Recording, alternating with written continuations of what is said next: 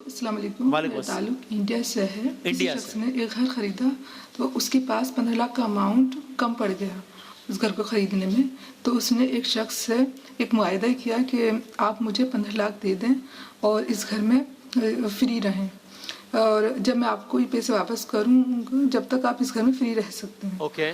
तो क्या ये उन्होंने जो मुआहदा किया है सही तौर से सही है, और अगर ये सही नहीं है तो क्या कोई तरीका है कि इसको सही किया जा सकता है?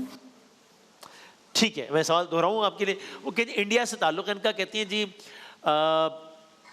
कि किसी शख्स ने घर खरीदा, 15 लाख रुपए कम पड़ गए थे तो उस घर को खरीदने में, तो उसने शख्स से मुआहदा किया कि आप मुझे 15 लाख दे दें और इस घर में फ्री रहें जब तक मैं आपको पैसे वापस करूँ। मैं आपको पैसे वापस कर दूँ फिर आप ये घर खाली कर दीजिएगा। तो ये काम करना ठीक है? उन्होंने उसके बदले में एक तरह से एडवांस किराया ले लिया, ये कहना चाह रहे हैं वो? नहीं, यानी ये कि 15 लाख रुपए अभी कम पड़ रहे हैं ना, तो जब तक आप तब तक हाँ ये कह सकते हैं कि एडवांस कह सकते हैं। ठीक है, ऐसा तक तो कोई अर्ज नहीं है इसमें कोई नहीं, ये किराया नहीं है असल में, ये रहन रखना सवाल है। भी सही, मैं भी सही समझा नहीं। मैं समझ गया हूँ, मैं वेस्ट कर रहा हूँ। जी जी, ये ऐसे ही है जैसे मैं कहूँ कि मैंने 15 लाख आपको कर्ज दिया, ठीक है, तो बतौर ज़मानत एक चीज़ मेरे पास रखवाएं, जब आप कर्ज देंगे तो मैं दे दूंगा। तो मैंने घर रखवा दिया। हाँ, तो उन्होंने खुद ही ऑफर कर दी कि आप ये घर रखें और इसमें रह लें, जब मैं कर्जा वापस करूँगा तो फिर घर ले लूँगा अपना।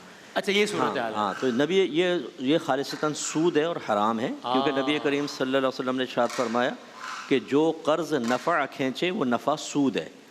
तो ये अभी ऐसे ही है, अगर कुछ चीज़ रहन रखें, रहन रखना दुरुस्त है, ठीक है, लेकिन जो रहन रखने वाला होता है उसको मुर्तहिन कहा जाता है। मुर्तहिन उस शय मरहूना से कोई नफ़ा नहीं उठा सकता। ओके, अगर नफ़ा उठाएगा तो ये कर्ज पे नफ़ा कहलाएगा और हराम और गुनाह कबीरा होगा। Okay okay. अब इस सूरत हाल में अब वही वाली बात, आवाज़ अगर हम सबकी थोड़ी सी बढ़ा सके, अगर बुनियादी मसला ये कि उन्वान कौन सा मुंतबिक होता है। वही रहन की हद तक तो कोई हरज नहीं है, वन अगर किराए की हद तक इसको एडजस्ट किया जाए, अगर कोई ऐसी सबील निकाल ले जाए तो भी गुंजाइश बन जाएगी। सूद का उन्वान होगा तो दुरुस्त नहीं होगा।